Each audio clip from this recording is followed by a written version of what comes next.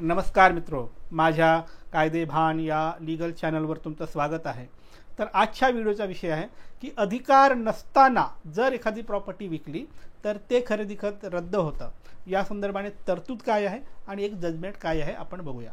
तर मित्रो, बरेचदा काय होतं की वडिलोपार्जित प्रॉपर्टीमध्ये 3-4 भावंडाचा प्रॉपर्टीमध्ये हक्क असतो, अधिकार असतो, पण काही कारणामुळे या सगळ्यांची नावं 7/12वर येत नाही, एकाच भावाचं 7/12वर नाव येतं।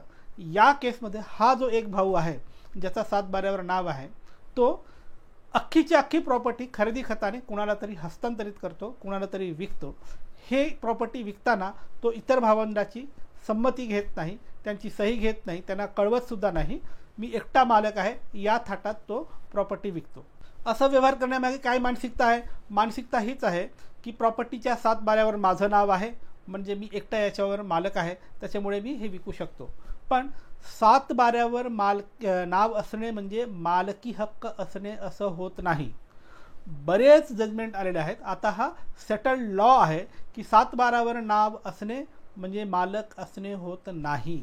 त्यामुळे जो भाऊ 7/12वर नाव असल्यामुळे व्यवहार करून पूर्ण प्रॉपर्टी विकली, त्या विक्रीला, त्या व्यवहाराला कायदा असं म्हणतो की अधिकार नसताना अधिकार वापरून केलेलं खरेदी खत असं कायदा म्हणतो। म्हणजे अधिकार नसताना केलेलं खरेदी खत। मग अशा खरेदी खताचं काय होतं? हे खरेदी खत रद्द होतो। पण याला कुठे चॅलेंज करावं लागतं? बरीच लोक काय करतात, खरेदी खताचा वाद आहे पण त्या खरेदी खताने एखादा फेरफार पडला म्हणून फेरफारचा बहाणा करून रेव्हेन्यू कोर्टात दावा दाखल करतात आणि मग त्यांचं खरेदी खत तसंच राहून जातं, ते रद्द होत नाही। त्याच्यामुळे मित्रो, जर तुमच्या प्रॉपर्टीवर एखादं खरेदी खत झालं असेल तर जोपर्यंत तुम्ही सिव्हिल कोर्टात जाऊन ते रद्द करून घेत नाही तोपर्यंत ते रद्द होत नाही। त्याच्यामुळे खरेदी खत रद्द करायला तुम्हाला सिव्हिल कोर्टात जावं लागेल, तिथे दावा दाखल करून हे तुम्ही रद्द करून घेऊ शकता। अजून परत येऊ मूळ विषयाकडे। तर मूळ विषय काय आहे की अधिकार नसताना केलेलं खरेदी खत रद्द होतं। का होतं? कारण त्याला अधिकारच नव्हता, म्हणून त्याने जो अधिकार बजावला तो अधिकार आणि त्या अधिकारातून झालेलं खरेदी खत हे रद्द होतं। बरं, या संदर्भाने काही जजमेंट आहे का? हो, जजमेंट आहे। आता तुमच्या स्क्रीनवर जे जजमेंट दिसतंय, या जजमेंटमध्ये ऑनरेबल कोर्टाने हेच म्हटलं आहे की गुड टायटल नावाचा एक प्रकार असतो।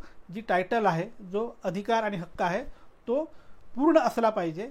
तसं अधिकार नसताना जर तुम्ही इतर भावंडाच्या हक्कातील प्रॉपर्टी विकलेली असेल तर ते खरेदी खत रद्द ठरतो। अशा पद्धतीचं जजमेंट दिलेलं आहे।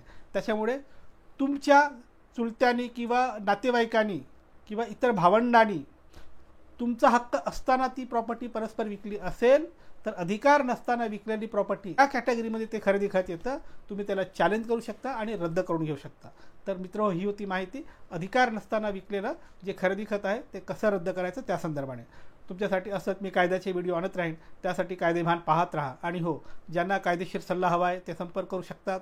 माझा नंबर तुमच्या स्क्रीनवर दिसतोय, पण थेट फोन करायचा नाही, अजिबात फोन करायचा नाही। व्हॉट्सअपवर जा, नाव गाव जिल्हा, केसची माहिती लिहून पाठवा।